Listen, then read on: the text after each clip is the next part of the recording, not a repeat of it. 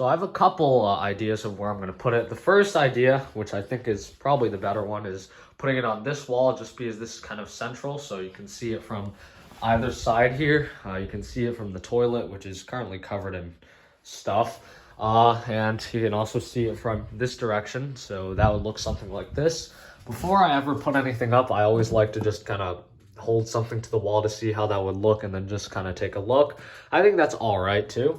The second spot I thought was by the door here. So maybe like right there or right there, something like that. So I'll decide, and then once I decide, All right, you can probably hear the panel beeping in the background because I've removed this ceiling thing. So as you can see, I took all the stuff down so I could kind of fish over here. So I kind of forgot to record this part, but basically what I did was I drilled a small hole in the ceiling. This is basically why I like kind of using wire mold to just go down, because I really don't have a lot of repair work to do. It's literally just a tiny little hole and then I'm done. So if I really want to change it in the future, it's not difficult. So I just drilled through. The reason I had to kind of offset it is because there's a stud or a joist, you know, that the drywall has to attach to, but that goes through. And now all I have to do is really just pull my fire alarm wire, kind of just push it through that hole, and then catch it with something from the other side. So I can see my cable coming through the ceiling right there. So now I really just have to kind of grab it with something. So again, to fish the wire, I'm going to use the tent pole trick. So basically I have a collapsed tent support, and then I have taped a hook to the end. This is just made out of like clothes hanger. So basically I'm just gonna extend it in the ceiling and then just hopefully grab the wire and then pull it over, and then it should be a fairly simple process. Should be a fairly simple process. All right, so the wires here, it really wasn't a very difficult process. It took me about like, I don't know, 10 minutes, 5 minutes or so. So here it is. I always like to leave some extra slack, so I think I'll cut it about here, and then I'll start installing the unit. All right, so I have cut the wire. I think I already talked about that. And then I already put the track for the wire mold, so I just have to snap this part on.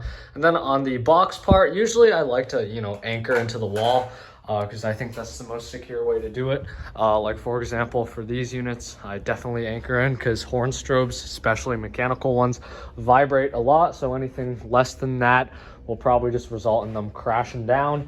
But because these are just strobes, I do have command strips. I know command strips are kind of an L, but it should be fine because I'm just holding up very light stuff, and these are supposed to be able to hold decent weight, but I don't know, it doesn't really matter. But yeah, I know it sucks, but I just don't want to do too much damage and make it fairly easy to repair if I have to move it.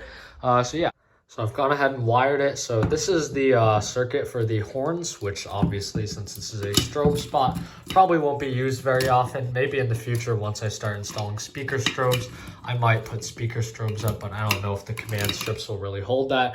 Then also I have these massive Wagos for the strobes, because this is a strobe with 2 pigtails, which is just annoying. And then I also have to get the wires coming in, and then the EOL resistor. So now I just have to tuck that in, screw that in, and then we're done. So I finished installing that new strobe in the bathroom. So I'm just gonna go ahead and test it quickly. Obviously horns are disabled because it's pretty late. But yeah, it does what it's supposed to do. It's basically just a strobe. So yeah, thanks for watching.